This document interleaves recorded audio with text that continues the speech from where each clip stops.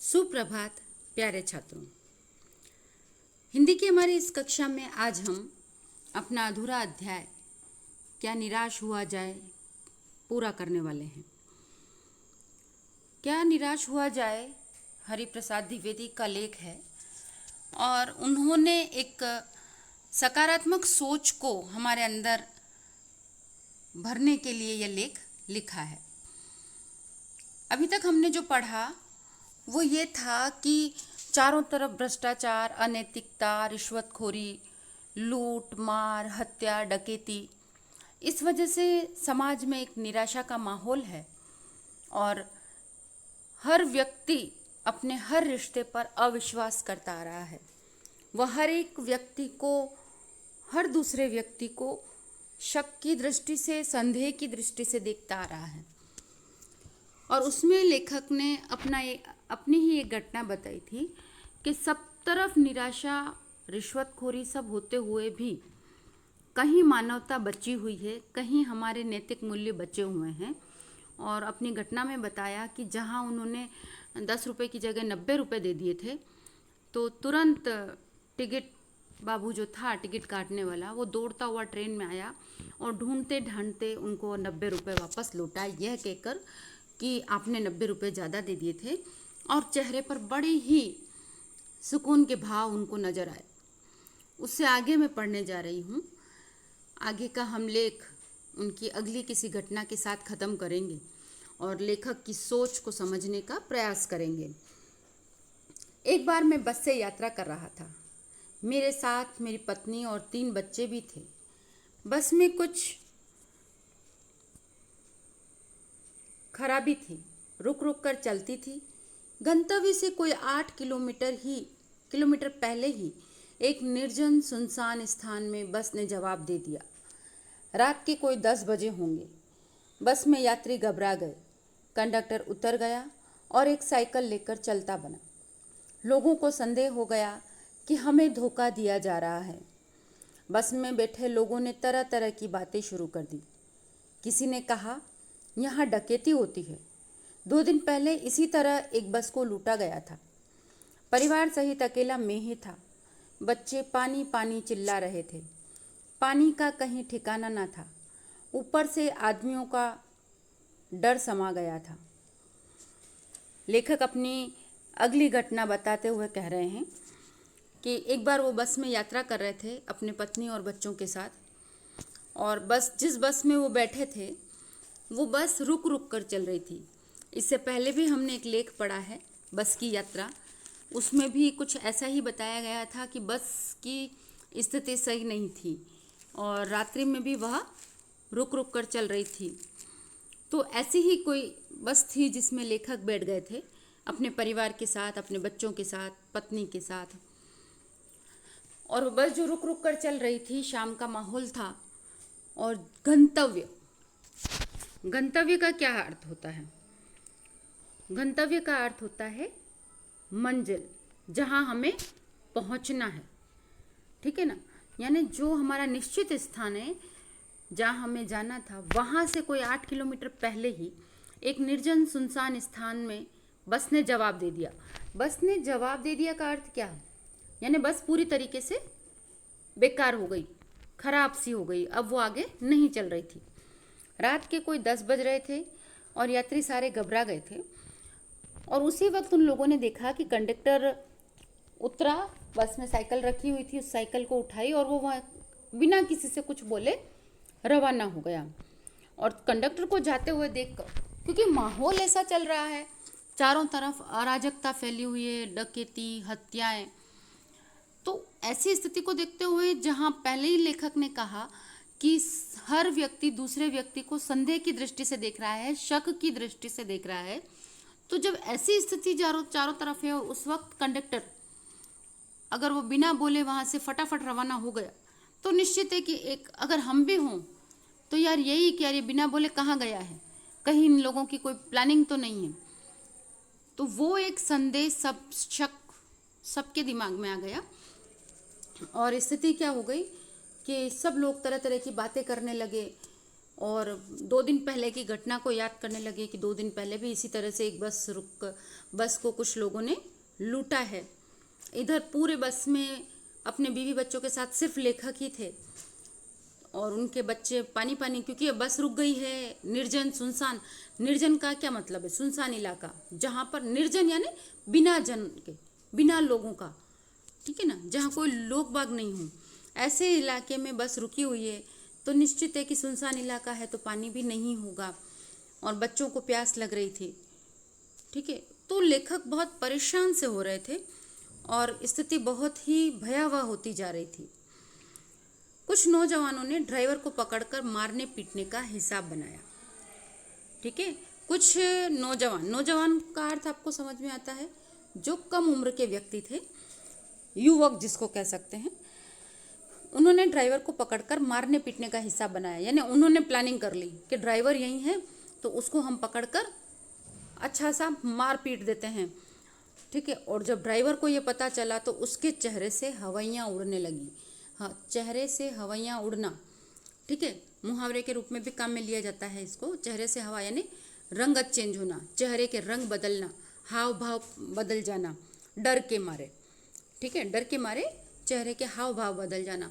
तो ड्राइवर की भी कुछ स्थिति ऐसी है। वाकई में अगर हमें भी ये पता चले कि कोई हमको पकड़कर मारने वाला है, थोड़ा सा इमेजिनेशन करो कि होमवर्क बाकी है और घर से ये सोच कर आए कि आज शायद मैडम होमवर्क चेक करेंगे ही नहीं या देखेंगे ही नहीं, तो क्या होगा?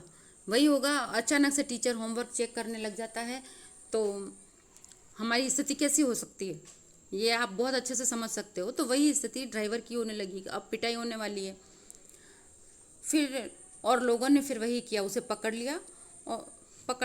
अब वह बड़े कातर ढंग से मेरी ओर देखने लगा। ड्राइवर जो था वह बड़े कातर ढंग से, कातर यानी दयनीय स्थिति से, बड़ी यूं दया की दृष्टि से कि मेरे ऊपर दया कर लेंगे, मुझे बचा लेंगे, सहानुभूति वाली जो दृष्टि होती है कि मेरे प्रति कोई सिंपैथी रखे, ऐसी स्थिति को वह देखने लगा। हम लोग बस का कोई उपाय कर रहे हैं, बचाइए, ये लोग मारेंगे। ड्राइवर ने देखने लगा और बोला। ड्राइवर को सब भी लगा कि बच्चों वाला है इंसान, थोड़ी दया होगी, तो उसने लेखक को देखा और लेखक की तरफ देखकर बोला, हम लोग बस का उपाय कर रहे हैं, बचाइए, ये लोग मारेंगे। उसने लेखक से मदद की उम्मीद की। डर तो मेरे मन में भी था, पर उसकी कातर मुद्रा, उसकी जो एक दया की दृष्टि थी मेरे प्रति, कातर, वही जो पहले मैंने बताया आपको, कातर दृष्टि यानी एक दया भाव रखने वाली स्थिति, थोड़ी मदद की उम्मीद की जो दृष्टि होती है, उस दृष्टि को ड्राइवर देख रहा है और उसे कह रहा है कि मुझे बचा लीजिए, हम लोग बस का ही कोई उपाय कर रहे हैं। मैंने यात्रियों को समझाया, मारना ठीक नहीं, परंतु यात्री इतने घबरा गए थे कि मेरी बात सुनने को तैयार नहीं हुए। कहने लगे, इनकी बातों में मत आइए, धोखा दे रहा है, कंडक्टर को पहले ही डाकुओं के यहाँ भेज दिया है। जैसे ही लेखक, जब हमें लगता है कि कोई हमारी तरफ मदद की दृष्टि से देख रहा है तो हम लोग क्या करते हैं, हम भी, अगर इंसानियत हमारे अंदर है तो हम निश्चित बात है कि हम वही करेंगे कि थोड़ी बहुत मदद करने की कोशिश करेंगे। तो लेखक ने भी यही किया कि लेखक ने सब लोगों को रोका कि अरे यार मारिए मत, ठीक है, हमें इसके बातों पर विश्वास करना चाहिए। लेकिन सब घबराए हुए लोग थे और अभी ड्राइवर को पकड़ लिया था तो अभी हावी भी दूसरे सारे लोग थे, तो उन्होंने लेखक की बात को नहीं सुना और उन्होंने तुरंत लेखक को क्या कहा कि इसकी बातों में मत आना, ये तो धोखा दे रहा है, ठीक है। इसने कंडक्टर को डाकुओं के यहाँ भेज दिया। यानी कि क्या कहना चाहते हैं कि ये लोग भी डाकुओं से मिले हुए हैं और इसने पहले ही डाकुओं के यहाँ, मतलब उनका शक ये जा रहा था कि 8 किलोमीटर पहले गाड़ी खराब होने का क्या तुक है। तो वही स्थिति है।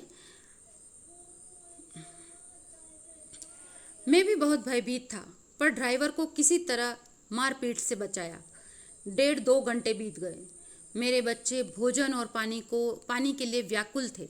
व्याकुल यानी बेचैन, ठीक है ना, तड़प रहे थे। मेरी और पत्नी की हालत बुरी थी। लोगों ने ड्राइवर को मारा तो नहीं, पर उसे बस से उतारकर एक जगह घेर कर रखा। कोई भी दुर्घटना होती तो पहले ड्राइवर को समाप्त कर देना उचित जान पड़ा। मेरे गिड़गिड़ाने का कोई विशेष असर नहीं पड़ा। इसी समय क्या देखता हूँ, एक खाली बस चली आ रही है और उस पर हमारा बस कंडक्टर भी बैठा हुआ है। उसने आते ही कहा, अड्डे से नई बस लाया हूँ, इस बस में बैठिए। वह बस चलाने लायक नहीं है। फिर मेरे पास एक लोटे में पानी और थोड़ा दूध लेकर आया और बोला, पंडित जी, बच्चों का रोना मुझसे देखा नहीं गया, वहीं दूध मिल गया, थोड़ा लेते आया। अब ये देखिए, यहाँ पर मतलब सारे लोग कितना गलत साबित हो गए। लोगों ने ड्राइवर को घेर कर बिठा दिया कि कोई भी अगर प्रतिकूल परिस्थितियाँ अगर होती है कि कहीं से डाकू आते हैं, कुछ भी आते हैं, तो हम मरने से पहले या हमारे को कोई लूटे उससे पहले हम क्या करेंगे, हम ड्राइवर को मार पीट देंगे, हम उसको ख़त्म ही कर देंगे। ऐसी स्थिति है। लेखक बचाना चाहते हैं ड्राइवर को, लेकिन लोग बाग उस तरफ ध्यान ही नहीं दे रहे हैं। तभी वो क्या देखते हैं कि एक बस, खाली बस उन लोगों की तरफ आ रही है और जो कंडक्टर साइकिल लेकर गया था वो उसमें बैठा हुआ है। और वह आते ही क्या बोला कि मैं एक खाली बस लेकर आया हूँ, आप लोग इसमें बैठिए। और वो बस बिल्कुल चलाने लायक नहीं है। और फिर लेखक के पास वो जाता है और कहता है, एक लोटे में दूध और एक लोटे में पानी है कि मुझसे बच्चों का रोना देखा ही नहीं जा रहा था, तो वहीं से निकलते वक्त मुझे दूध मिला, दूध दिख गया, तो मैं उनके लिए दूध लेता हुआ आया हूँ। यात्रियों में फिर जान में जान आई। सब ने उसे धन्यवाद दिया, ड्राइवर से माफ़ी मांगी और 12 बजे से पहले हम सब लोग बस अड्डे पहुँच गए। कैसे कहूँ कि मनुष्यता एकदम समाप्त हो गई है। कैसे कहूँ कि लोगों में दया माया रह ही नहीं गई। जीवन में जाने कितनी ऐसी घटनाएं हुई हैं जिन्हें मैं भूल नहीं सकता।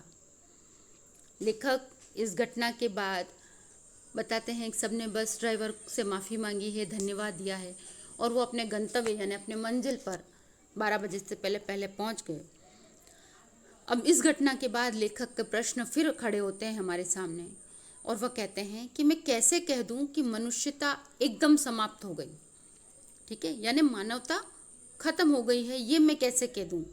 लोगों में दया माया नहीं रही, ये बात भी मैं कैसे कह दूं, क्योंकि मनुष्यता थी तभी तो वह बिना कुछ बोले बस लेने चला गया कंडक्टर। और आते वक्त उसी मानवता की भावना के वजह से, उसके अंदर दया की भावना थी, इस वजह से ही वह मेरे बच्चों के लिए दूध पानी सब लेकर आया था। लेखक आगे कहता है कि जीवन में बहुत सी ऐसी घटनाएं हुई जिन्हें मैं भूल नहीं सकता। साथ ही आगे वह कह रहा है, ठगा भी गया हूँ, धोखा भी खाया है, परंतु बहुत कम स्थलों पर विश्वासघात नाम की चीज़ मिलती है। केवल उन्हीं बातों का हिसाब रखो जिनमें धोखा खाया है, तो जीवन कष्टकर हो जाएगा। परंतु ऐसी घटनाएं भी बहुत कम नहीं हैं जब लोगों के अकारण सहायता की है, निराश मन को ढांढस दिया है और हिम्मत बंधाई है। कविवर रविंद्रनाथ ठाकुर ने अपने प्रार्थना गीत में भगवान से प्रार्थना की थी कि संसार में केवल नुकसान ही उठाना पड़े, धोखा ही खाना पड़े, तो ऐसे अवसरों पर हे प्रभु मुझे ऐसी शक्ति देना कि मैं तुम्हारे ऊपर संदेह न करूं। मनुष्य की बनाई विधियां गलत नतीजे तक पहुंच रही है, तो इन्हें बदलना होगा। वस्तुतः आए दिन इन्हें बदला ही जा रहा है, लेकिन अब भी आशा की ज्योति बुझी नहीं। महान भारतवर्ष को पाने की संभावना बनी हुई है, बनी रहेगी। मेरे मन निराश होने की जरूरत नहीं। लेखक अपने अंतिम पैराग्राफ में एक ही बात कह रहे हैं कि मैं बहुत सी जगह ठगा गया, धोखा भी खाया, लेकिन ऐसे किस्से बहुत कम हैं मेरे जीवन में। और जहाँ पर बेवजह, अकारण का अर्थ क्या है, बेवजह, ठीक है, जहाँ बेवजह बहुत से लोगों ने मेरी सहायता भी की है, मदद भी की है। और ये स्थिति हम सबके जीवन में है। हम लोग ठगे भी गए हैं, कई बार हम लोगों के साथ धोखा भी हुआ है। और ऐसा नहीं है, जाने अनजाने हम लोग भी कभी कभी किसी के साथ झूठ बोल देते हैं, और झूठ बोलना एक तरीके का धोखा ही होता है। अब वो हम अपने दोस्तों से बोले, अपने माता पिता से बोले, गुरुजनों से बोलें, परिवार वालों से बोले, तो वो धोखा ही तो है। यानी हम लोग धोखे के शिकार भी होते हैं और लोगों के साथ कई बार जाने अनजाने धोखा कर भी जाते हैं। तो ठगा जाना, धोखा खाना या किसी बुराई का शिकार बन जाना ठीक है, हो सकता है, लेकिन उसी के साथ बहुत सी अच्छी चीज़ें भी इस जीवन में हमारे साथ होती है और हम उन अच्छी चीज़ों को भूलकर सिर्फ जो बुरा हुआ है उसी को याद करें और हमारे जीवन को कष्टकर बनाएं। इससे कहीं अच्छा है कि हम जो अच्छा हुआ है उसे याद करके अपने जीवन को सुखमय बनाएं। रविंद्रनाथ ठाकुर की प्रार्थना गीत का यहाँ पर उदाहरण दिया है लेखक ने और कहा है लेखक ने, रविंद्रनाथ ठाकुर की जो प्रार्थना गीत पूरा काव्य लिखा हुआ है उसमें उन्होंने प्रभु से, भगवान से प्रार्थना की है कि कभी भी कुछ भी मेरे साथ बुरा होता है तो कोई बात नहीं, लेकिन मुझे इतनी शक्ति देना कि मैं कभी भी आपके ऊपर यानी भगवान के ऊपर से अपना विश्वास नहीं खो सकूं, उन पर मेरा दृढ़ विश्वास बना रहे। और इसी के साथ लेखक अपनी बात को समाप्त करते हुए कहते हैं कि ये सब देखते हुए मेरे मन निराश होने की आवश्यकता नहीं है। यानी कि जो एक लेख का शीर्षक दिया है कि क्या निराश हुआ जाए, उसका जवाब इन्हीं पंक्तियों में है कि चाहे कुछ भी हो जाए लेकिन हमें निराश होने की आवश्यकता नहीं है। उम्मीद है कि आप लोगों को ये चैप्टर समझ में आया होगा। धन्यवाद।